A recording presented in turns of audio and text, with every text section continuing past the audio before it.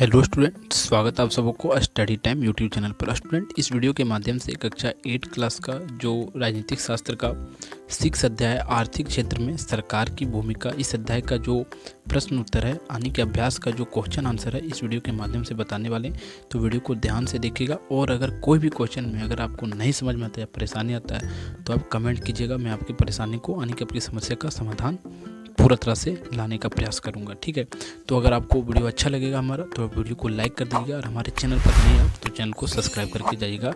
तो आगे देखते हैं। देखिए, फर्स्ट क्वेश्चन क्या कहता है, कहा जाता है आइए जाने यानी कि इस क्वेश्चन में हमें कुछ जानकारी दिया जा रहा है। ठीक है, और फिलिंग द ब्लैंक्स का प्रश्न है। कहा जाता है रिक्त स्थानों की पूर्ति कीजिए। ठीक है, तो रिक्त स्थान की हमें पूर्ति करना है, समझिएगा। कहा जाता है कि शहर में फिर फिलिंग द ब्लैंक्स है एवं फिर फिलिंग द ब्लैंक्स है और पेयजल की आपूर्ति होती है। तो देखिए, शहर में पाइपलाइन के द्वारा या तो ट्रकों के द्वारा जो सो पेयजल, पीने वाले जल की जो सो क्या होता है, आपूर्ति किया जाता है।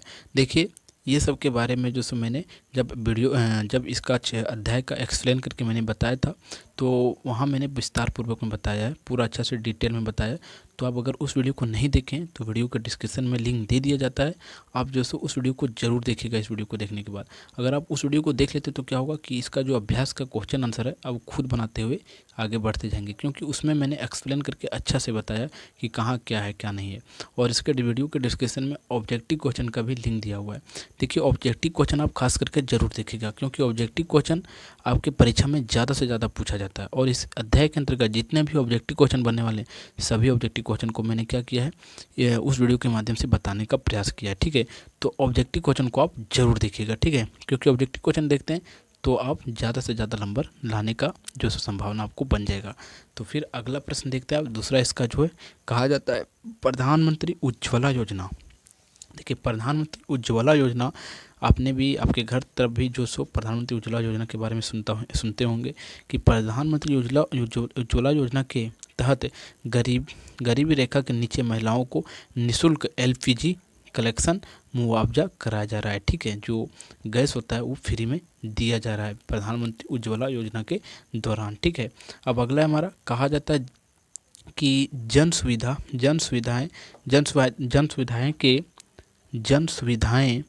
के उपलब्ध के कहा जाता है जन सुविधा के उपलब्ध की जिम्मेवारी, जो जन सुविधा होती है उसके उपलब्ध की जिम्मेवारी जो सो सरकार के पास होनी चाहिए, क्योंकि सरकार ही जो सो हमारे सुविधा के अनुसार जो सो हर चीज़ों को उपलब्ध करवाता है। जैसे सड़क निर्माण, अस्पताल, स्कूल, ये सब जो सो सरकार के द्वारा ही होता है। फिर अगला हमारा बहुउद्देशीय परियोजनाओं से एक साथ कई तरह के लाभ मिलते हैं। जैसे कि अगर कहीं हम डैम बनाते हैं, बहुउद्देशीय परियोजनाएं वही होता है।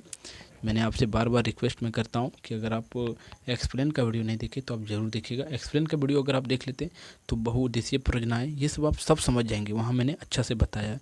तो जो डैम बनाया जाता है उसे बहुउद्देशीय परियोजनाएं कहा जाता है। तो उससे हमें बहुत तरह का लाभ मिलता है। जैसे एक तो पेयजल वहीं से मिल सकता है, दूसरा हमारा क्या है कि सिंचाई के लिए भी पानी वहीं से जो सो मिल सकता है। अगला हमारा कि स्वच्छ भारत अभियान महात्मा गांधी के जन्मदिन 2 अक्टूबर 2014 से आरंभ किया गया था। ठीक है, जो हमारा स्वच्छ भारत अभियान था 2014 से आरंभ किया गया था।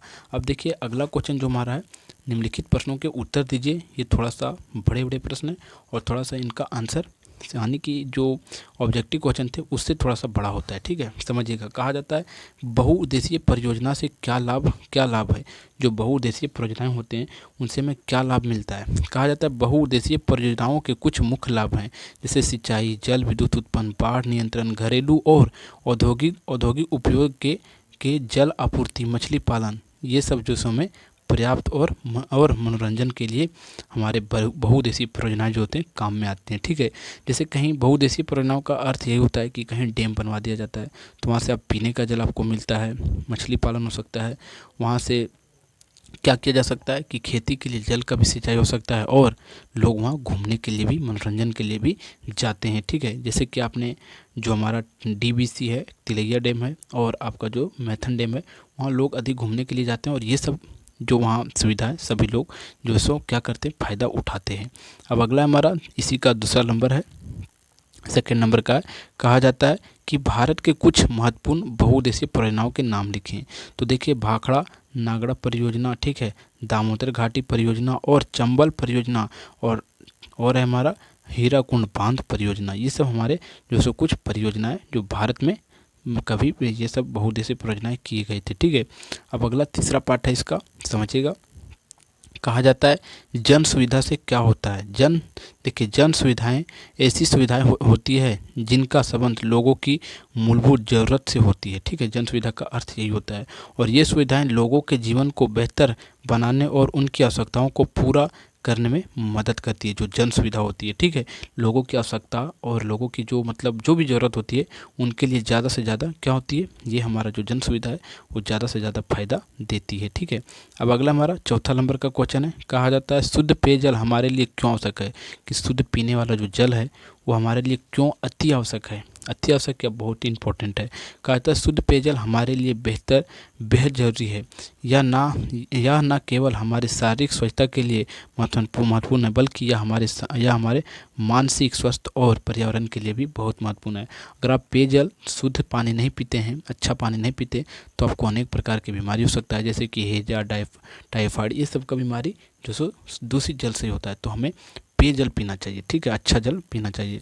अब अगला हमारा इसी का 5वां नंबर है। कहा जाता है केंद्र सरकार की आय के विभिन्न स्रोतों को लिखिए। जो केंद्र सरकार है उसके आय, यानी कि केंद्र सरकार के पास इतना पैसा कहाँ से आता है उसके बारे में लिखने को कहा जा रहा है। देखिए केंद्र सरकार की आय के मुख्य स्रोत कर जो हमारा टैक्स जो होता है, गैर राजस्व और ऋण और विनिवेश से प्राप्ति है। और करों को आयकर निगम कर, वस्तुओं की सेवा कर, जीएसटी सीमा शुल्क की जाती है, और वहीं से सरकार की जो जीएसटी खासकर जो लिया जाता है वहाँ से सरकार ज़्यादा से ज़्यादा मुआवजा कमा लेती है। एक बात और समझिएगा, अभी के समय में जो ड्रीम 11 चलता है वहाँ क्या होता है कि 3 करोड़ 4 करोड़ का होता है, ऐसे होता है नहीं। तो उसमें क्या होता है कि आप सुनते होंगे 30% जो 30% सरकार टैक्स काट लेती है। जैसे कि अगर आप 1 करोड़ जीते हैं तो 1 करोड़ में सरकार 30% काट लेती है, तो 30 लाख जो है सरकार को देना होगा। 1 करोड़ में 100 लाख होता है, सॉरी हाँ 100 लाख होता है, तो सरकार को उसमें से 30 लाख दे दिया जाता है और 70 लाख आपके पास रह जाता है। यानी कि आप सोच सकते हैं कि जीएसटी टैक्स जो सो में सरकार को हम कितना देते हैं, ठीक है। टैक्स जो सो हमारे ऊपर बहुत ज़्यादा लगा हुआ है, जो जीएसटी टैक्स है, ठीक है। अब अगला देखिए, अगला क्वेश्चन है चर्चा कीजिए। और ये जो चर्चा करने वाले जो क्वेश्चन है ये थोड़ा बड़े बड़े क्वेश्चन होते हैं, और इसे आप ध्यान से देखिएगा और याद करने का इसे प्रयास कीजिएगा। और देखिए इस प्रश्न को देखने से और वीडियो में आगे बढ़ने से आपसे रिक्वेस्ट है कि अगर आप हमारा प्लेलिस्ट नहीं चेक किए एक बार, तो हमारा प्लेलिस्ट वीडियो का एक बार जरूर चेक कीजिए। आपको वहाँ क्लास 8 का हर मतलब साइंस का और मैथ का हर सब्जेक्ट का आपका जो है सो, और क्लास 6, 7, 8 सब का जो है सो आपको वहाँ क्या जो है सो पूरा प्लेलिस्ट मिल जाएगा। साइंस का, फिर हो सकता है मैथ, हिंदी, इंग्लिश, आने की फिर आपका जो एसएसटी है, पॉलिटिकल साइंस, सबका आपका वहाँ मिल जाएगा। तो आप एक बार हमारा प्लेलिस्ट ज़रूर चेक कीजिएगा, ठीक है।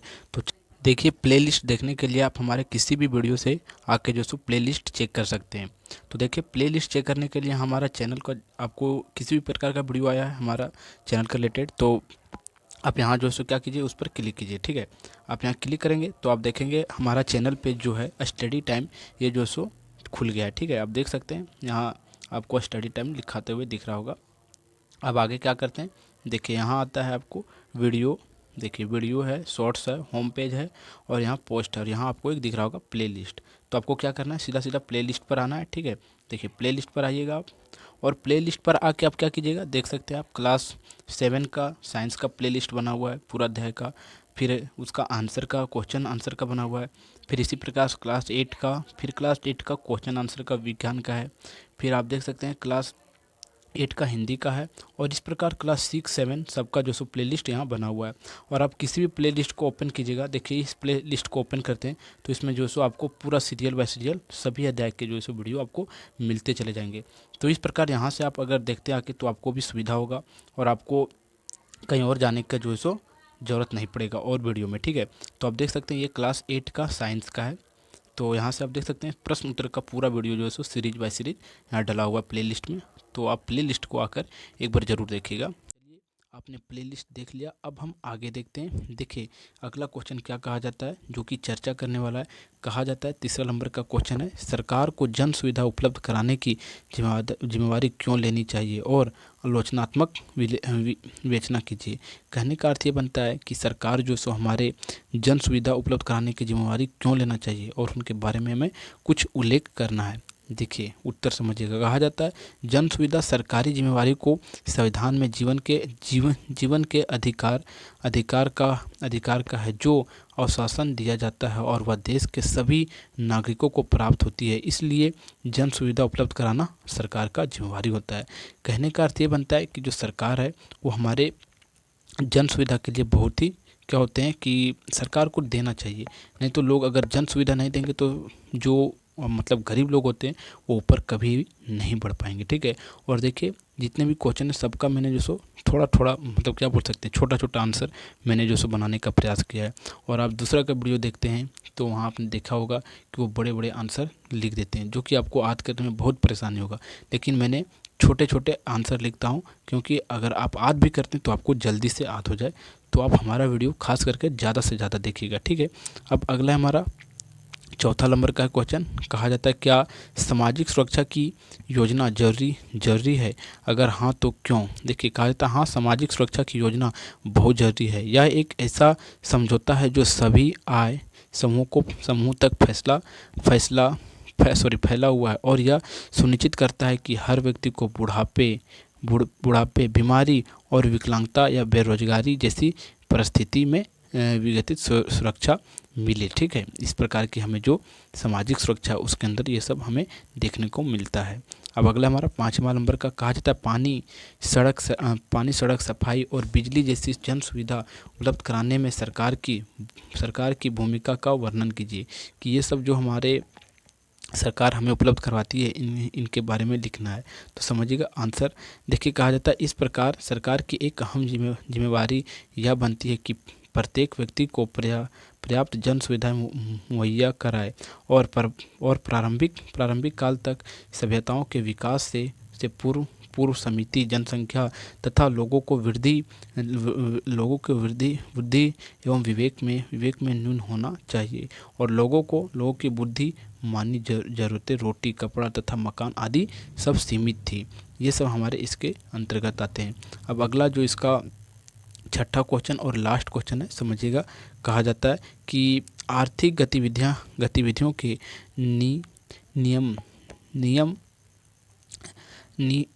आर्थिक गतिविधियों के नियम में सरकार की क्या भूमिका पर चर्चा कीजिए। कहता आर्थिक गतिविधियों के नियम में सरकार की भूमिका बहुत महत्वपूर्ण है और सरकार आर्थिक स्थितियां बनाए रखने और आर्थिक विकास को बढ़ावा देने और संसाधनों का उचित विवरण सुनिश्चित करने और बाजार में विफलताओं को दूर करने के लिए आर्थिक गतिविधियों का निर्माण करती है।